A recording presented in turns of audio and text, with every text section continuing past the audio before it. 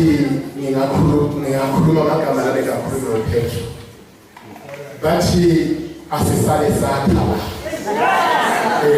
Ngalendlela kumnandi ngakhona ngathi singasala sakha. Amen. Siyabonga kakhulu. Ngihlabelele kahle kakhulu namakhwaya. Into engithanda kakhulu ngamakhwaya ukuthi asikhompete.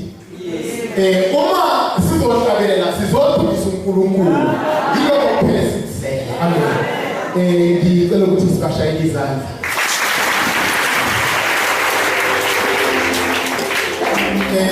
Njengomphathiselo iyaqhubeka ingcola yami yaphambili. Amen. Ngino item 4.1 ongekho kuma program wenu. Ngizocela la uPastor Simelani athathe lemithuba inkonzo azifundisa phakama dibe komhlaba tukubona.